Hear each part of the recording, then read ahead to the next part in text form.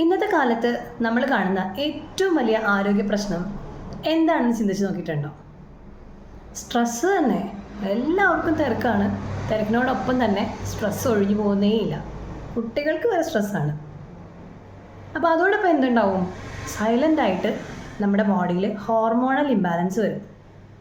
നമ്മൾ പലപ്പോഴും അത് ശ്രദ്ധിക്കാറില്ല. പക്ഷേ ബോഡി അങ്ങനെ ചെയ്യില്ല. ബോഡി അത് ശ്രദ്ധിക്കും. ഏറ്റവും ഇമ്പോർട്ടൻ്റ് ആയിട്ട് നമ്മൾ ആദ്യം ഓർക്കേണ്ട കാര്യം എന്താണെന്നറിയോ? ക്രോണിക് സ്ട്രെസ്സ് അല്ലെങ്കിൽ ഒരുപാട് നാൾ നീണ്ടു നിൽക്കുന്ന സ്ട്രെസ്സ് ഉണ്ടാകുമ്പോൾ നമ്മുടെ ബോഡിയിൽ കോർട്ടിസോൾ എന്ന് പറയുന്ന ഒരു സ്ട്രെസ് ഹോർമോൺ എപ്പോഴും ഉൽപ്പാദിപ്പിച്ചുകൊണ്ടിരിക്കും. അത് ഉയർന്ന നിലയിലായിരിക്കും. അപ്പോൾ എന്ത് സംഭവിക്കുകയെന്ന് വെച്ചാൽ അത് തൈറോയിഡിൻ്റെ ഫങ്ഷനിങ്ങിനെ, തൈറോയിഡ് ഗ്ലാൻഡിൻ്റെ ഫങ്ഷനിങ്ങിനെ, അതുപോലെ നമ്മുടെ മെൻസ്ട്രൽ സൈക്കിളിനെ, അതുപോലെ നമ്മുടെ ഉറക്കത്തിൻ്റെ ആ ഒരു പാറ്റേണിനെ ഒക്കെ പതുക്കെ ഡിസ്റ്റർബ് ചെയ്യാൻ തുടങ്ങും. പിന്നെ ഒരു കാര്യം എന്ന് പറഞ്ഞാൽ ഈ ഹോർമോണൽ ഇംബാലൻസ് തുടങ്ങുന്ന സമയത്ത് ഇതിൻ്റെ ലക്ഷണങ്ങൾ വളരെ സിമ്പിളായിരിക്കും.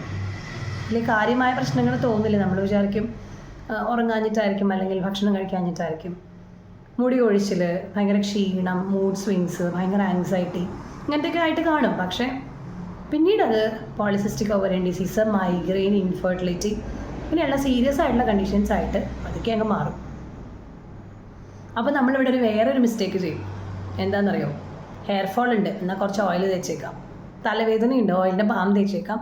അതുപോലെ ടാബ്ലറ്റ് കഴിച്ചേക്കാം, പെയിൻ കില്ലർ കഴിച്ചേക്കാം.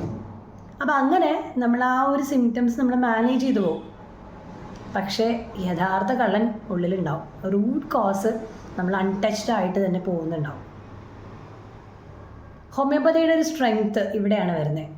ഹോമിയോപ്പതി ഒരിക്കലും ബോഡി കാണിക്കുന്ന ലക്ഷണങ്ങളെ അവഗണിക്കാനായിട്ട് പറയില്ല. ഹോമിയോപ്പതി എപ്പോഴും വർക്ക് ചെയ്യുന്നത് ന്യൂറോ എൻഡോക്രൈൻ സിസ്റ്റം, അതല്ലെങ്കിൽ മൈൻഡ് ആൻഡ് ബോഡി ഒരുമിച്ച് ബാലൻസ് ചെയ്യാനുള്ള ഒരു സിസ്റ്റമായിട്ടാണ് ഹോമിയോപ്പതി വർക്ക് ചെയ്യുന്നത്. As A doctor and psychologist ഇതിനെ നമുക്ക് എങ്ങനെയാണ് കാണാൻ പറ്റാമെന്നറിയോ?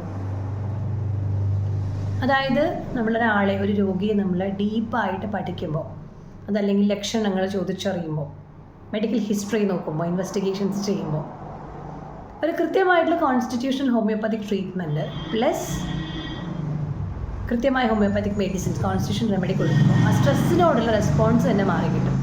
അപ്പോൾ ഹോർമോൺസ് പതുക്കെ നോർമലായിട്ട് വരും. അങ്ങനെ നമുക്കൊരു വെൽബീയിങ്, അതായത് ബോഡി തന്നെ നമ്മുടെ ബോഡിയെ ക്യൂർ ചെയ്യുന്ന ഒരവസ്ഥയിലേക്ക് വരും.